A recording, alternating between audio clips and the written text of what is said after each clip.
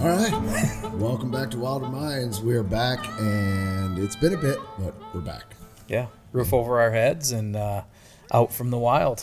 Trying not to fall asleep, if I'm being honest. It's bad. Man. We were just talking about this, how long it takes your body to adjust back to normal life, normal routines. And, it's not like out there our sleep schedule is different. Like we're in the sack by 10 o'clock at night. Yeah. We get up at 6 in the morning, same. But you don't sleep the same out there. No. You sleep on the ground.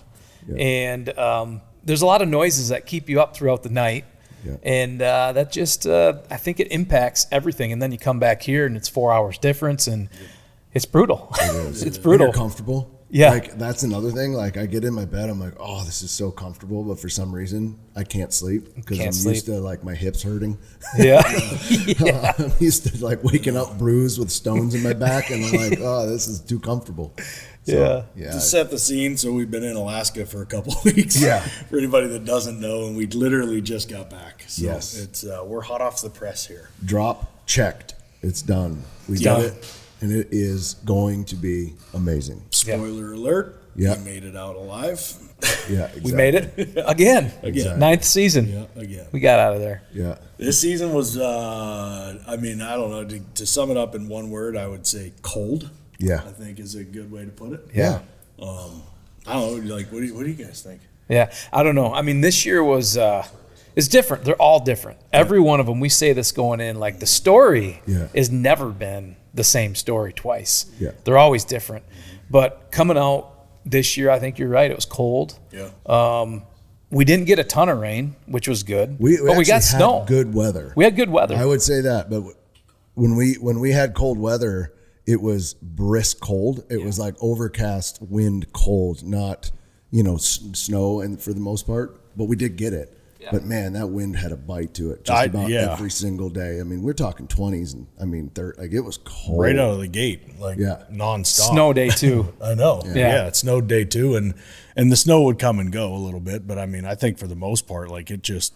That's one thing that I'm like, God, I don't know that I've ever been that cold that long. Yeah. On any drop. Maybe the Yukon. Yukon was pretty rough. But, this one was just – and you're right, though. The weather wasn't shitty. No. It was just cold. Like, I don't know how to explain it. So I would say if I describe this one, adventurous. I think this one was like we pushed hard. And I think that I'm excited to share that with everybody because – we had a kind of a pivotal moment, not to give it away, but once we made the decision for something, it was like game on, and then it became adventurous from there. I mean, we pushed hard. Yeah, pushed our bodies to the limits too. I think that's why we're dragging a little bit. But I mean, at the end of the day, average weight loss is about 15 pounds in a very short period of time. Pound a day. It matches up to a pound per day. Yeah. And, we've done some extended where we're in 30 days. We've done 28. We've done 24. Yeah. It matches up. Usually it's 1 pound per day you're out there when you're pushing it like we have been. Yeah. I'll be honest, though. Aside from the tired part, I feel great. Yeah. You know what I mean? I do. It's hard to say when you're like, oh, because you're tired, but I do feel really good. I would say that I felt the best physically and mentally in the moment out there. I never felt like I'm weak, I'm dizzy. I mean, there's one morning where I was like, I got a low blood sugar situation going. I could tell because I was super dizzy for about 15 minutes. And then, man, but that was it. And the whole trip, I really did feel great. All of us did. I think you can tell. Yeah, I think, from a physical side, I don't think I've ever felt better. Yeah. Especially for the whole duration. That's what I mean, for the whole duration. Yeah, the whole duration. Like, damn, I felt damn good while we were out there for the most part. Yeah, and you're always, I think, going in, no matter how much you prepare or train, or you're always a little bit skeptical as to how your body can hold up, especially when year after year we're older. Yeah. We're pushing our 50s, you and I are, Chris. Yeah. Yeah. And when you get to that point, no matter how you take care of your body, it still breaks down. Joints break down, tendons, all these things, they're 50 years old almost, or half a 100 years old. What's that? Half a century? Half century. Half a hundred. Half a 100 years old. So, going out there, you got back problems. You got all these things that pile up. So you're always concerned one bad problem can hinder the entire trip. Oh, yeah. If you hurt your knee, you roll your ankle, you do it hard, bad, you're pretty limited to what you can do out there because everything we do is physically, demanding. Yeah. Well, and it all gets amplified. It gets amplified and exposed. I mean, I think that's the other side I look at. So I was talking with Lisa when I got back. I'm like, okay, well, a couple things we got to get figured out. One, this rotator cuff is definitely torn. We're going to have to get that figured out. Two, on the right wing, I got some tendonitis going on here in my elbow. So can't pick up a gallon of milk. I'm like, going to have to get that figured out because that's my power arm when it comes to rowing the raft. I'm like, God, man, I just got shit's just breaking down. So man. But everything gets exposed because you're prolonged usage nonstop every single day, and your body just starts to show you like, hey, you might want to brush up on this side of things. Yeah. So no, it's funny when we get back and I'm sitting down having a conversation, and Katie said, "You want something to eat?" I said, "Yeah." We had this. I said, "You know what's crazy? When you're out there, if we want something to eat," I said, "we have to build a fire.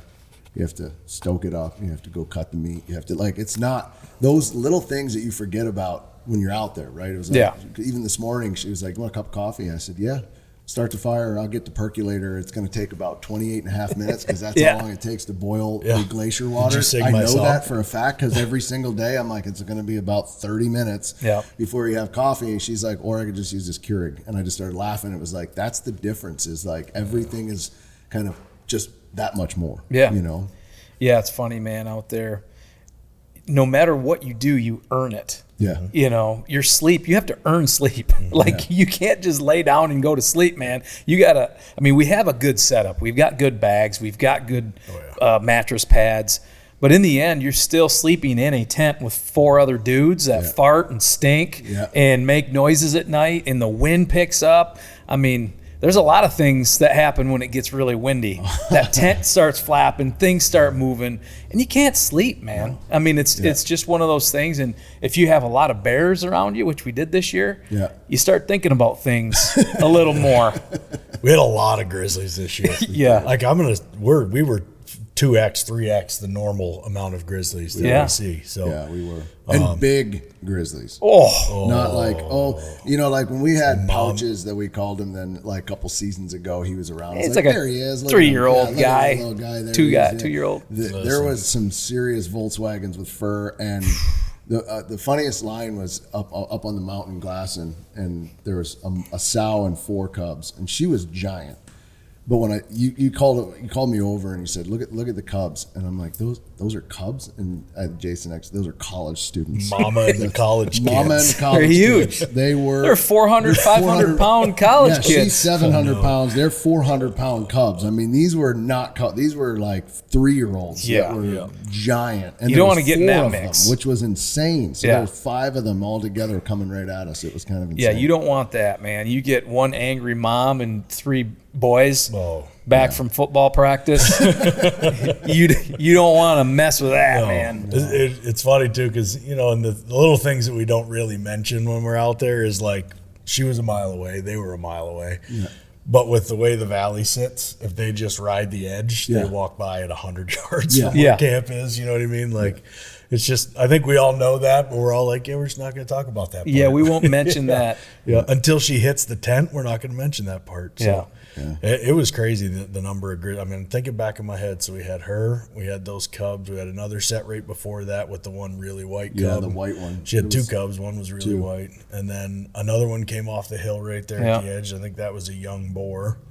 Then we had one the very first day. That went up and over the top. That was a young boar. It was almost a dozen grizz. It was Grizzly Nation in there. And I think what I heard when we were coming out, talking to some of the guys that were, locally in Fairbanks, the moose population was a little down this year from what it sounds like. And a lot of the local pilots and some of the transporters thought the grizzly population could have been a little bit intensified, and that could have decreased the moose population, or at least pushed them out where they usually are. Well, between that, grizz, and then certainly the wolves. Yeah, wolves too. I saw, again, just going back to predators, I saw more wolf tracks this year. Basically everywhere we were, there was active, like fresh wolf sign and wolf tracks everywhere. Now, we didn't physically see one this year. We heard them howling. Yeah. I 200-300 yards from camp. Called and they started howling back. I'm like, oh boy. So yeah, I think, it's interesting because there was a guy in Fairbanks that we were talking to about this whole thing, and he said that a lot of the guys that used to trap like consistently and nonstop have gone away. Yeah. Either they passed away because of old age or whatever, and there's a void in the whole trapping side of things, which is causing a lot of the the predation stuff to come back. So Yeah. I don't know if that's fact or not. I don't know that to be true, but I mean, it certainly makes sense, and especially up where we are, there's nobody trapping. But I'd say overall, to your point about the moose, I think overall what we saw, whether it was at the smoke shop that we went to, the meat shop, the other thing, like we were at places where, and everybody was like, man, I just haven't seen the numbers of moose coming in. Guys aren't getting them, like it's, or they're, a lot of sublegal bulls that are just not there yet, or younger crop or whatever. And so, I mean, there's definitely some big ones that we saw that were killed, no doubt, but like that happens every year. But just the pure numbers of moose, everybody that we talked to, they said it's way down. We're a little down, Yeah, it was way down. Yeah. So, yeah, man, it was quite the adventure. We had a lot of fun on it, a lot of fun stories to tell. We're working on it now. JB's got it. We got a lot of footage. I was going through it this morning. I'm about 5% through it. And the first thing I do when I go through all the footage is I just kind of watch every clip. I go through and then I make notes on the clips just so I understand. It really gives me the best understanding. I mean, out there, obviously, I'm taking notes every day. I'm building all the beats, the beat sheet, I call it, that we go through and shoot. But when I come back and I really kind of put these scenes together in my head, I just make notes on every clip. And there's 3,400 clips to make notes on. And it's heavy. This year we shot a lot. But we have a lot of good stuff. So I'm just going through but man, there's some things I forget about, and there's some behind the scenes stuff. And I did get into the secret camera footage that I brought with us. Dude, it is so good. I put it up on my TV and I watched it. It felt like it was 1998 watching it again. It turned out so good, man. I can't wait to show everybody what that was. Honestly, that's going to be some of my favorites. I think that'd probably be all my favorites. It is. You watch it and you remember when back in the day when you first started filming, you had a high-8 camera in your hand and you'd put the tape in after a hunting trip or whatever, and you just sit there and you watch every clip because it's raw and you don't know what's going to happen. It's different. Like when we shoot with purpose when we're producing. But this was just us having fun. Dude, it's an hour of some fun shit. And I forgot to, like, when I started watching, I'm like, oh my God, I forgot we had the camera out for that. It's so good, man. Awesome. I can't wait. That's awesome. I can't wait. That's going to be some fun stuff to watch. No doubt. I think people are going to love that part too. Personally. The thing about the clips and just the amount of footage that we come back with, and we shoot with a purpose on drop, but the thing about dropped is it's such a condensed, like we have one chance to tell the story. Right? It's not like a whitetail hunt where you're like, I'll come back next week. Like that doesn't happen. When we're in a camp or we're in a location, like we have to capture everything that we do in that one spot, because tomorrow it might be like, well, it's time to go. It just snowed 3 feet here, right? So we're constantly telling the story as we go nonstop, real time, because we have to. And that just lends itself to we burn the card space. There's no doubt about that. But without it, we'd be pooched, because it's not like tomorrow's going to be the same. Wherever your adventure takes you, count on Bass Pro Shops and Cabela's to make it memorable. From the timberline to the campsites to the lake and the range, get your family outfitted with the right gear.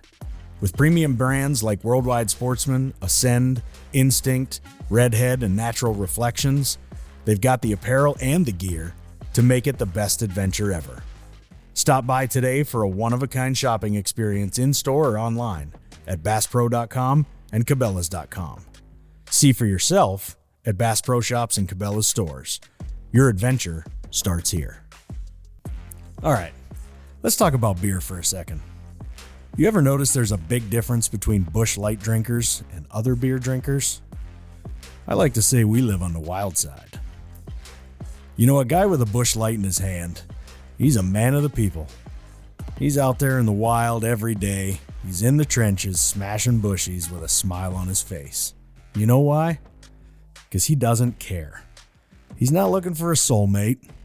He just needs something to wash that damn jerky down. And he's got himself a 12-pack of Freedom in a can. And when that can gets cracked, It's like opening a door to a whole different world. It's just a vibe. And if you haven't felt it, you should. So go grab yourself a case of Bushies, give them a rip, and take a walk on the wild side. You've got things that matter. Memories, heirlooms, documents, firearms. And we all know that life is unpredictable. At Winchester Safes, they make sure life's unpredictable moments don't take those things from you.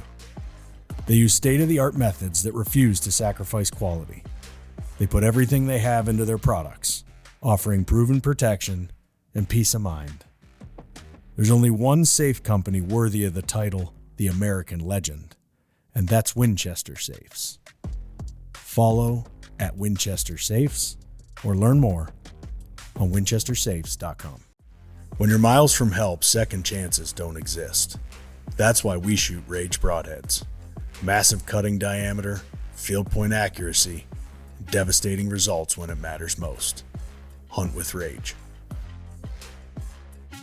Weather changes so much out there. Yep. You get sun, you get clouds, you get snow. And I think the thing that I'm always conscious of when we're in a camp, I don't know how long we're going to be there. Right. Yeah. So if it's cloudy, if there's a sunrise and it's clear, if there's snow, I have to shoot it like that's the only time I'm going to have a chance to shoot it. Yeah. Because if we leave the next morning and I need to tell the beginning of that day or the end of that day when it was clear, but we don't have sun for the next, 5 days, I got to be able to show that scene how it was. So you can't just get up and say, I'm just going to shoot the main part of the story today.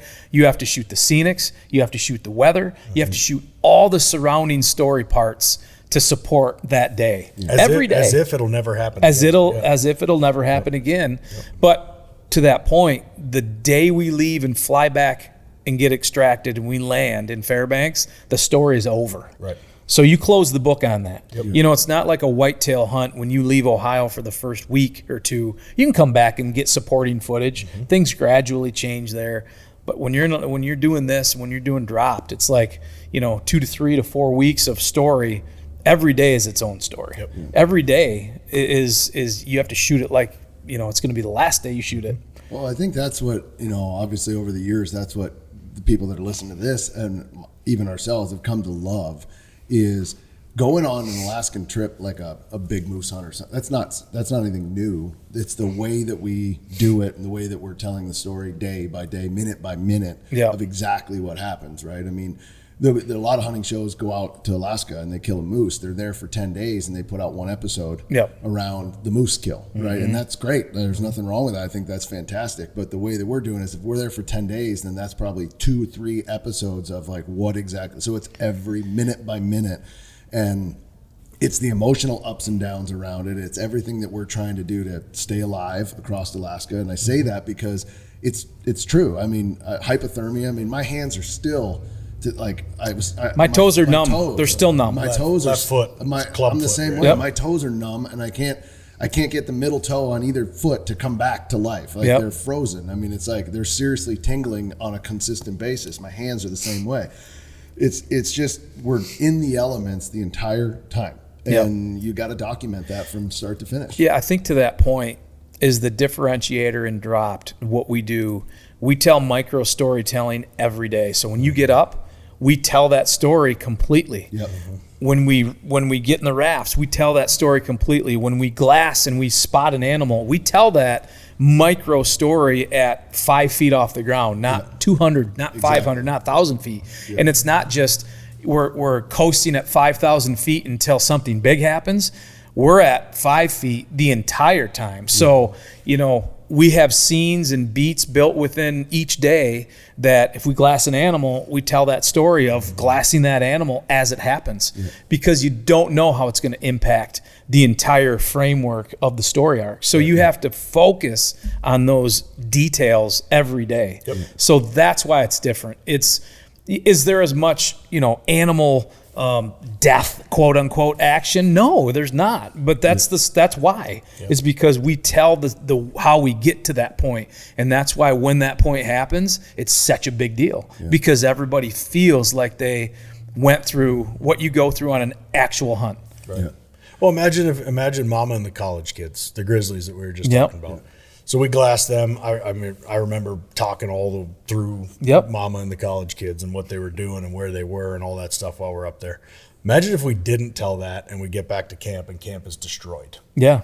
You know what I mean? Like that's it. We would have missed that whole opportunity. And so we have to capture everything. And I don't think a lot of people realize not only are we doing the survival and the hunt and all the other shit that we're trying to accomplish while we're out there, but we're also telling these stories, which is a shitload of work. Yeah. I just don't think people realize when you add that on top. A lot of times you'll hear people with whitetail, they're like, man, I have a hard enough time killing one whitetail, let alone trying to do it on camera. Just imagine telling the stories at 5 feet every single day. Everything you do matters. Nonstop for an extended period of time. It's just it's a ton of work. It's exhausting on everybody. And there's no excuses. Like, I'm tired. Doesn't matter. We still have to do it. Yeah. I'm cold. Yeah, you're get out fucking of the tired. Tent. It is what it is. That's what it is. It's like get up, get out of the tent. Get if you're cold, build a fire. We have to go. But none of us, the crew that we had this year, the three of us and Louis, and we get to. It was kind of fun watching it through Louis' eyes for the first time because that's the first time he's ever been there.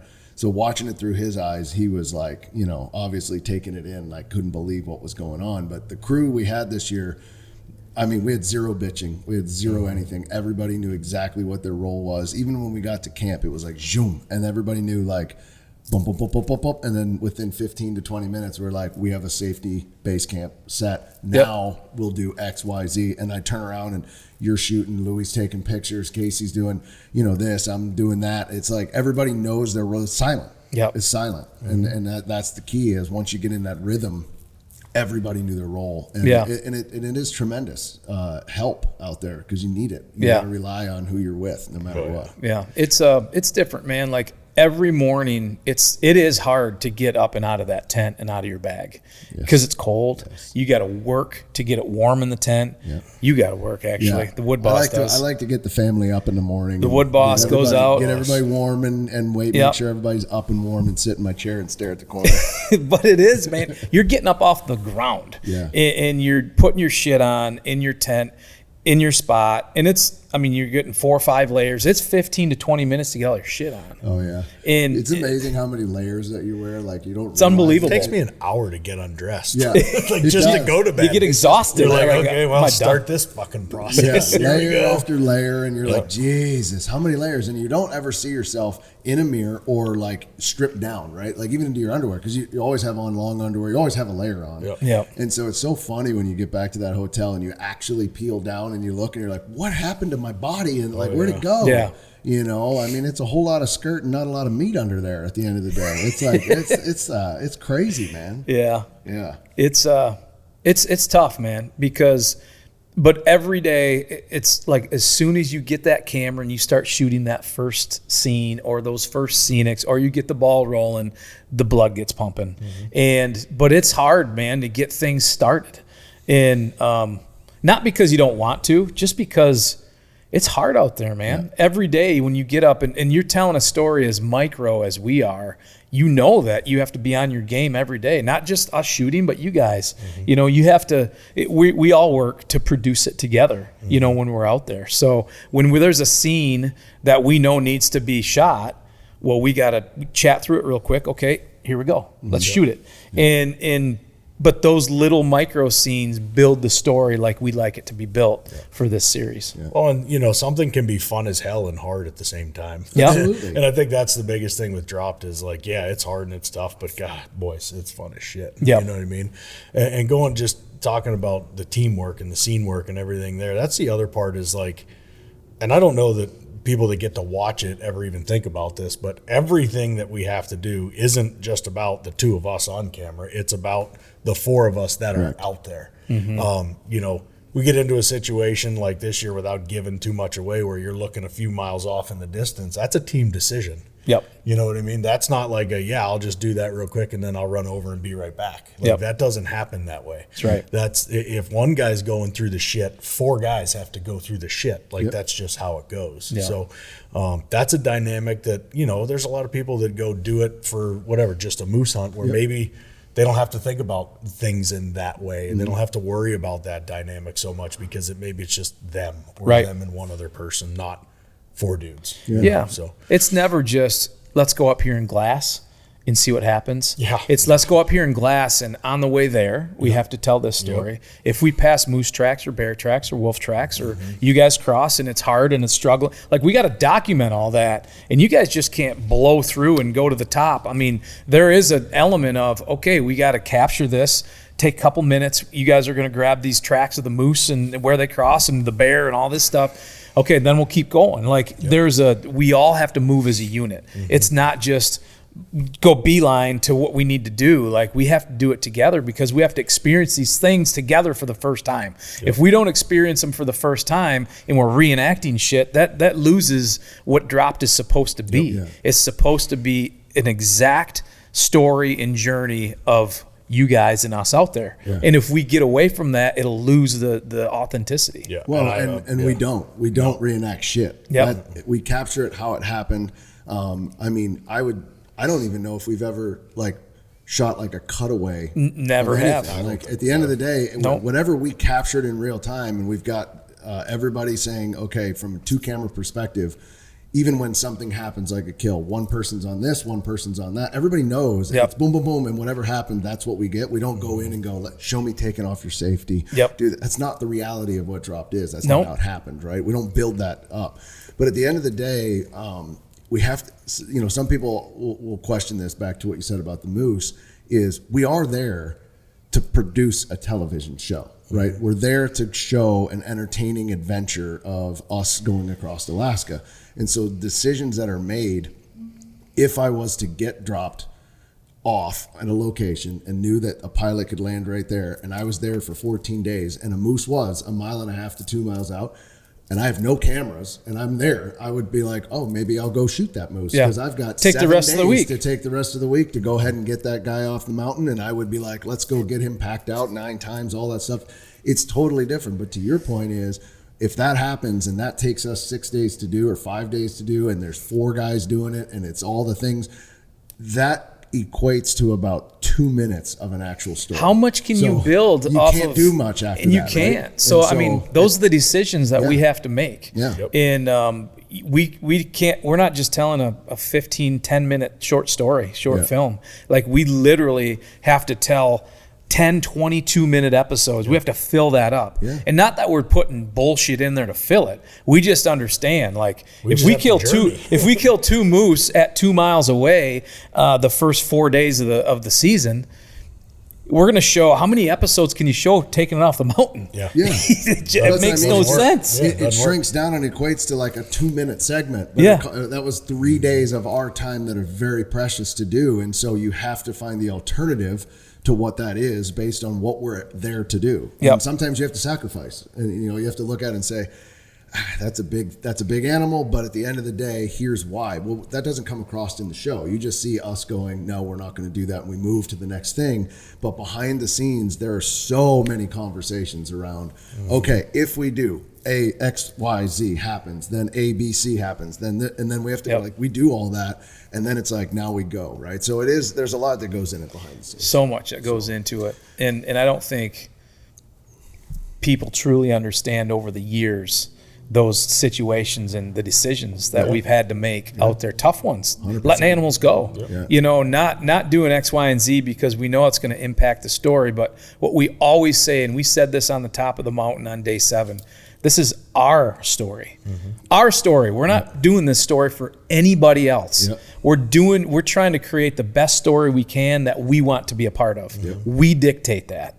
And we never let anybody push us into one direction or another. We don't have influences from a network or from an audience or from whoever.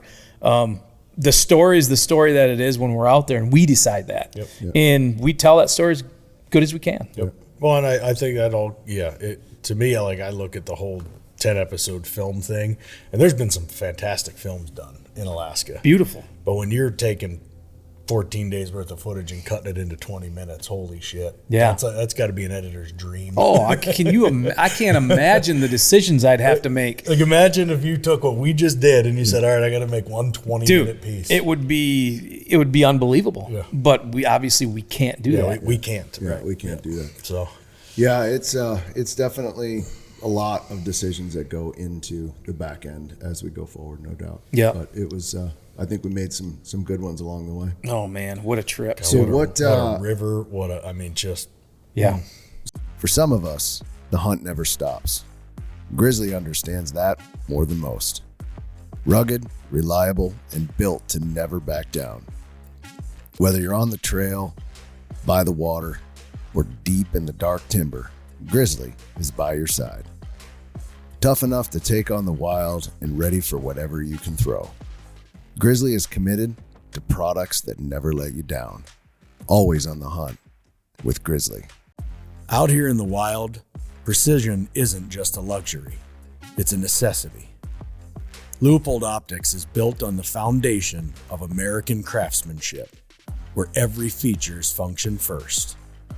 For over a century now, they've combined dedication and technology with a relentless put-it-to-the-test attitude, creating optics that stand up when everything else stands down. When it matters most, you need the best. That's what you get with Leupold Optics. While other companies out there warranty failure, Leupold guarantees performance for life. Some call it out on the trail. I like to call it the road less traveled. The kind of place where the going gets tough. That's where Tracker Off-Road comes in. Made for those who won't back down. Tracker Off-Road delivers the hardest working machines with the greatest capability at the strongest value in the industry. Built by those who know what it takes and designed for those who don't turn back.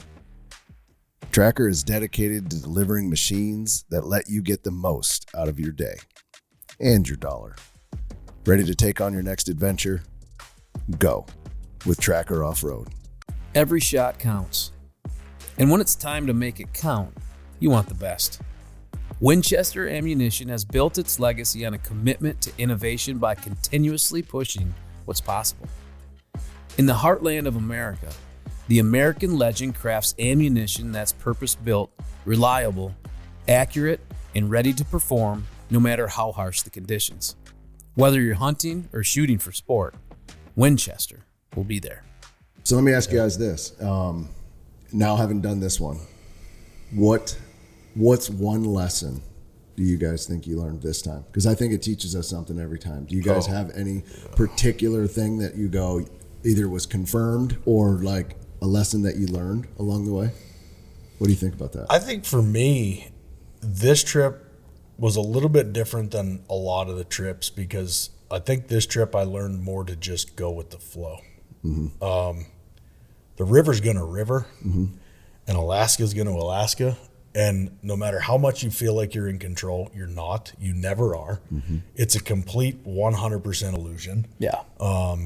And to me, that's the thrill of it all. Yeah. Is the illusion of being in control and then shit changing that quickly. So I think if anything this year for me, I came away from the trip with more of just like a, fuck it, man. Sometimes you just got to go with the flow. Yeah. And figuratively and literally. Yeah, and literally. Yeah. Like the river's going to do what it's going to do, and you're not going to change it, and you're not going to force it, and the animals are going to do the same, and the weather's going to do the same. Just be there, be part of it, enjoy every single second of it, and whatever happens. Yeah. So I think in trips past, what I've always done is I've had a tendency to try to force shit. You know, you try to make things happen maybe when you shouldn't, and you end up just feeling frustrated, and you get angry, and you get pissed off at certain scenarios. This year, I just tried to just let it ride. Yeah. See what happens. What about you, Jay? I think it reinforced something that I've always believed, and I have believed after the first couple seasons of doing this, and you hear me say it all the time, chip away. Just chip away at the story. It's not going to all come together at once. Mm-hmm. We're not going to get to extraction all at one time. The river's not going to flow 10 miles an hour. It's going to flow 3 or 2, and certain parts are going to be slower. Just chip away at it. You can't force your raft to go down the water, down the river faster. Right. Let things happen, to your point. You just got to let things play out, and the story will take place. Yeah. The story that is supposed to happen will happen. Right. You can't force the story. You got to make the decisions that you need to make as a group, as a crew. We need to just make those decisions, and whatever happens is going to happen. Yeah. You can't force the story one way or another. Yep. No, And that's the biggest lesson. I think those are both right along the lines of where I was at. Is I think one, back to your point, Alaska dictates, period. Right. I think no matter what you try to do, we can draw up all the plans we want. The next morning, Alaska could say, no, that's not going to happen. The next minute. Yeah. That's not going to happen. You're not going to do that. Right. So Alaska dictates. But what I loved about this one, and one of the lessons, and I say this to my daughter all the time, is try everything twice. Right. But if you're going to try it at 100%, no matter what. And so I think going back to going with the flow, we did something this time where when we decided, we made a crucial decision as part of the episode, and we start to do things in a manner of going downriver. We did it at 100%, and we came out with busted gear, dirty, frozen, bloody, cold, all the things. That's all you can do. Yep. That is all you can do. That's what you're there to do. If you go do this and you did it at 25% where you didn't put the extra effort to hike up to check this thing, or you didn't go behind camp and you just let it just sit there and say, let's see what happens, that's different. But if you're going to do it at 100%, right? Yep. And I think we did that, and we could say we left it out on the table there, no question. And when you do that, the story creates itself because you're doing it at 100% of everything. We literally, I can't stand when guys come out of like the bush and they have clean gear and all the things, and now they're like, it was the hardest hunt ever. No, I mean, everything should be broken, holes in it. It should be like, I mean, I'm still trying to dry out gear and get stuff to where it needs to go.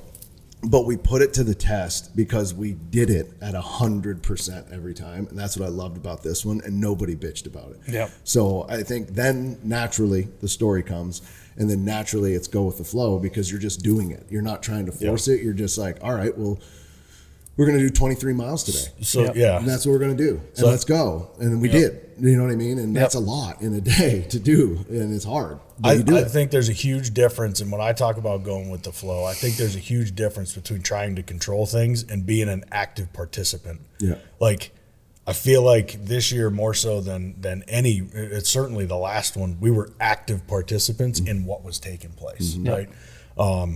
Reading the signs, knowing when to move, knowing when not to move, knowing when to hold tight, all that kind of shit. So, did we allow things to unfold? Yeah, but you got to maximize and participate in every camp, in every situation, in every setup that you can possibly have. And I think we did that really well. I think what I did better than I've done in most years is I didn't get frustrated when shit wasn't going our way. Which it didn't happen. A lot of shit didn't go our way. Well, man. there's a lot of shit that didn't go our way this trip, but I didn't let that affect my next decision. It's funny because I talk about this in the hockey locker room all the time with players. When you let one bad thing affect your next decision, you're letting that one bad thing beat you twice. And I do that on trips. When I get frustrated, I'll let shit beat me twice because one bad decision can lead to another. So this year it was like, well, I'm not going to get frustrated. I'm not going to get pissed off. I'll do what I got to do, and whatever's going to happen happens. Yeah. I had one blow up. Couldn't fucking see. Mr. Glaucoma. Literally, that happens. The blow up was because he couldn't It's see. because I couldn't see. I was so pissed off one time. One time I lost it, and look, this was at the end of an 8-hour day of exhaustion, and it was dark, basically. And we're still in the river, and it's getting to the point where it's like, I got some badass eyes. They don't work very good, and I was at that dust thing where I needed my glass. I couldn't see. I put us into a boulder one time. Like, I'm really, really particular about picking the line. And I picked the line, and I did not see this boulder. And we hit, and we turned sideways.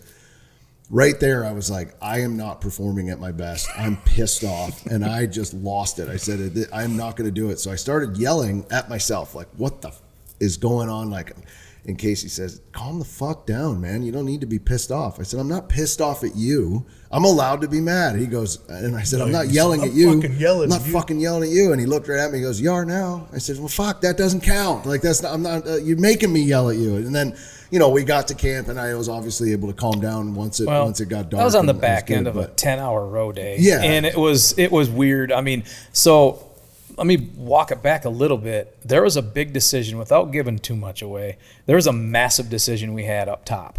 And we had roughly more than 100 miles to extraction, and we were half of the trip in. And we all were thinking the same thing, but we didn't know if we were all thinking the same thing. the last time we did this river, we didn't have a chance to see any of the camps that we did on season 1. And that was all something I think we wanted to see with our own eyes. Remember where we got dropped for the first time. We wanted to go to the first moose camp. We wanted to see, where Prayer Point was. All these things that meant so much to us, not just to the show, but just to our lives.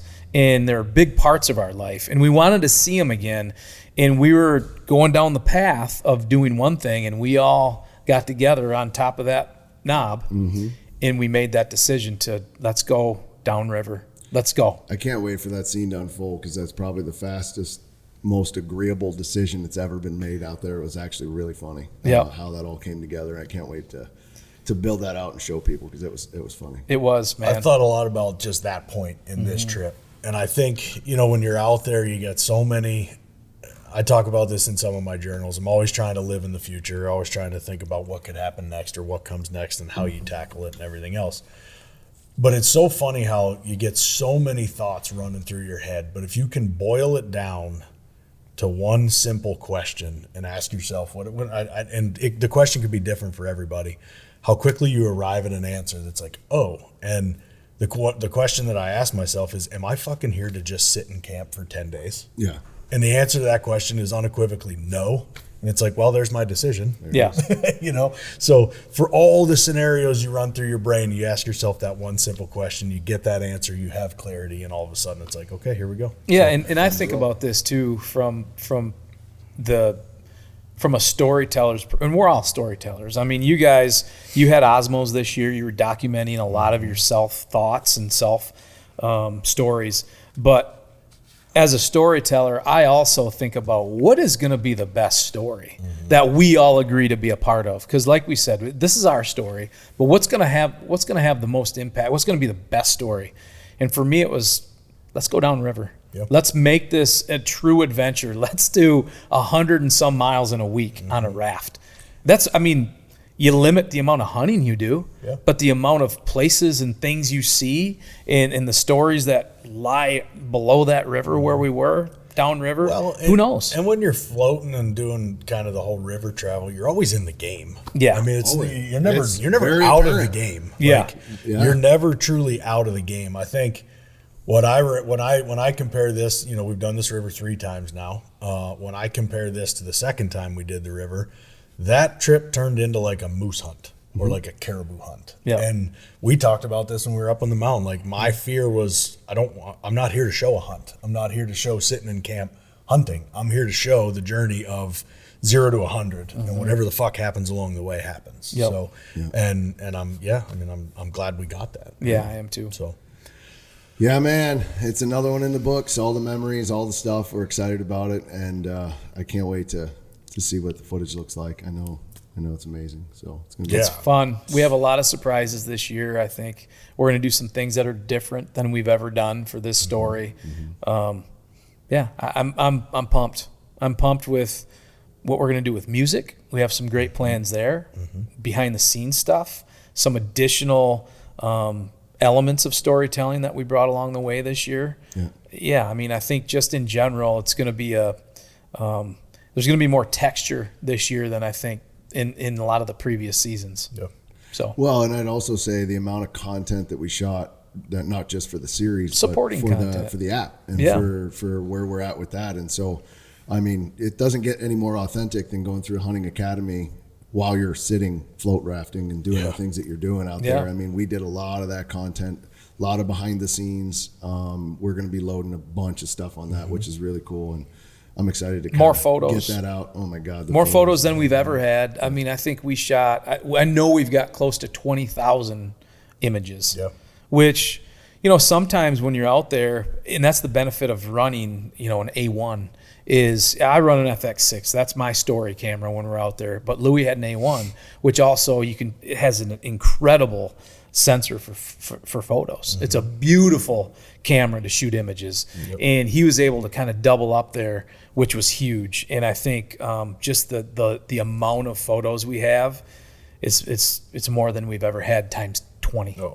I mean, I Great think ones. I think on my camera I ended up with almost 3,000. You did on your little Fuji. 3,000 images that are I wanted that camera to serve one purpose, just real, raw, and in the moment. Yep. I mean, I would yank it out and snap. I didn't know if the framing was right. I didn't know if composition was right. It is what it is. But Yep. I go back, and it's funny. I was pouring through some of them yesterday, and I'm like, I mean, it accomplished exactly what I set out to do with it. Yeah. So it's going to be so cool. good, man. Yeah, we're going to be able to tell this story in a multitude of ways. Some of the most exciting stuff for me is a lot of the Hunt Academy stuff that we got knocked out when we were out there. Yep. Just trying to be a resource for people. Anybody that's interested in doing this style of hunting, trying to bring you as much information as humanly possible so that we can help you do it. And if you've never done it and you want to do it, I suggest you seriously plan to do it. Because it's a life changer every single time. You mentioned at the top that every drop is different. It is. Every drop teaches us a lesson. Every drop has something in it. Disconnect to reconnect, we always say. I mean, I had more peace in those 14, 15 days, 16 days that we were out there than like I've had in months. Yeah. Because you just go to a place and it's there every day. And you can't explain it to somebody until you've landed. And until you've woken up at 1 o'clock in the morning to take a piss and looked up and you're covered and blanketed in green and red and northern lights bouncing over top of your head and you realize where you're at. I mean, just the peace that brings you is unbelievable. And it does recharge you. Now, we're tired from a body sense, like, calories and all the other stuff, but my mind and my mental capacity is so sharp compared to where I was before we left. And I think that's something that Alaska does. And if you haven't done it, you need to seriously think about how you can, and it's affordable to do. Today's hunts, costs, and everything else that are out there, you can do it. Yeah. And we've got the way to do it, the lessons. That's one of the hardest things about drop to show people and explain to people is just what it does to you. You know what I mean? I mean, they get to see the beauty and they get to see all the stuff and the animals and everything else, but like what you feel and what you go through and how it changes you on the backside. I don't care how we're 9 seasons into this thing and I've been changed every single time I've done one of these. And I don't think that'll ever stop. And if it does stop, that's when I stop. Probably, You know what I mean? That'll be the time for me to stop. So that part, I don't know how to explain that. I don't know how to show it. I think we try to do the best job that we can to show the trip. But yeah, what you go through just personally, I mean, it's incredible. Yeah. So and it was cool to see it through Louie's eyes. You guys mentioned that earlier, but to see it from a 24-year-old that got a chance to experience this for the first time. Yeah.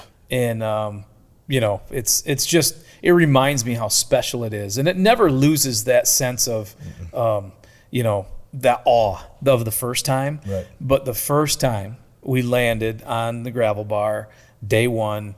And Louis I was looking at the footage today, like his face and his eyes, like, oh my God, this is the most beautiful thing I've ever seen. I can't tell you how many times I heard him say, "What just happened?" Like he had to pinch himself. He said, "What just happened?" Oh my God. Like you hear that over and over, and I'm right there with him. No matter how many times you do this, I'm right there with him. Because it is, man. It's the crucible. You go in and you come out a changed human. So every fucking time. Yep, there's no doubt, man. It's incredible. It was a great trip, and you're always glad to be home. There's no doubt. You miss the family, and you miss, the things that are going on. But, you're so thankful for the experience that we had out there. We're gone for 3 weeks, and, every part of it. Every part of it. Fairbanks is special. We all have our special spots at Fairbanks, and, our transporters that have been transporting us for a decade and a half now. We get to know them. They're just special people. And when we get in there and you get to experience that for the duration and tell the story like we do at a micro level, you feel lucky. Is really what you feel. Yep. Well, now we shift gears to whitetail season, fellas. We got about 42,000 trail cameras to go through. Oh my God! I haven't even been keeping up on the. I haven't. I've been trying to look at them, and I'm like, I can't even get through them right now. But we got a lot of work to do. The hunting season is officially. Today's opening day, October 1st in Michigan, and I probably won't get out there tonight. Nope. But I'm there in spirit. Yeah, I will not be out there. I'm still trying to get feeling back in my feet and smell smoke out of my beard, so I won't be out there. Yeah, I'm excited for that, though. We got a big season coming up with a lot of stuff. We're going to take Wilder Minds on the road with us as we go, and it's going to be a lot of really cool content coming from that. But, yeah, man, we got some big whitetail to kill. I'm excited about it. Yep. So should be a good season.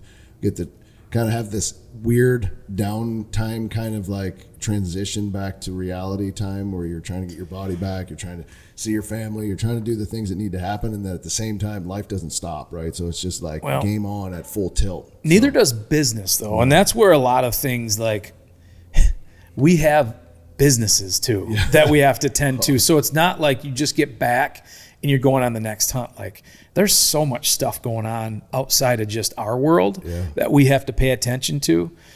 So yeah, man, like it's not just it's hunting season. Like it's hunting season, but it's production season, it's partner season, it's sponsor season. It's like, it never stops. It's exhausting. Monday morning, 9 hours after we returned, I was in a Zoom in a Teams meeting, and I was like half awake, looking at it, going like, "I'm in here, huh? This is where I just went from that to this in that short period of time." But that's all part of the game. At the end of the day, it's the game of business. It's you know, some people think business is like a win or lose. It's not. It's just an infinite journey. Just keep playing.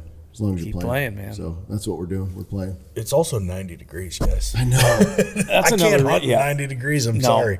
No. I can't do It's it. going to be for the next 10 days. So it actually helps me make the decision. If it was like 45, 50 degrees right now, I'd be like, damn it, we got to get to Ohio, or I got to get in a tree stand. But it's going to be like 85 for the next 5 days. Which is wild, because when I wake up in the morning, I want to go put on the fall clothes and like get into like because we've been in winter. Literally, for Katie looked at me and she's on. like, "You realize it's 78 degrees outside?" And I like came out. I was wearing like a hoodie and like my boots. She's like, "What are you doing?" I'm like, "I haven't been outside. I went outside." I'm like, "Oh, I'm not going back." I had to go back, put my gym shorts on and my t-shirt. I'm like, "Oh my god, it's totally different." But it's hard because we're already there. We've already been through winter. I know. Yeah, we've already been through. It is nice though to come back and have nice weather. I will say that. Like, I'm ready for fall. I'm not ready for winter. Yeah. I've had my eye on those honkers. I don't know if you guys have seen the honkers flying around here, but there's so many. There's a lot of them right now. So if I'm going to do any hunting, it might have to be in a spread. Honker related. Let's get a spread going. Have to be in a spread. For sure. So, well, we're going to tell lots more stories. We're going to have a lot of behind the scenes stuff. We've got some funny ones we're saving for a particular episode. We've got some really good stuff that we can talk about. Stuff that happened in the tent behind closed doors that was really, really funny. That was along the way. So it's going to be good. We'll tell all those stories as it goes. But, man, it's good to be back. Good to be back. It's good to be back. Get some sleep. Wilder Minds. Mama say it's a new day, son.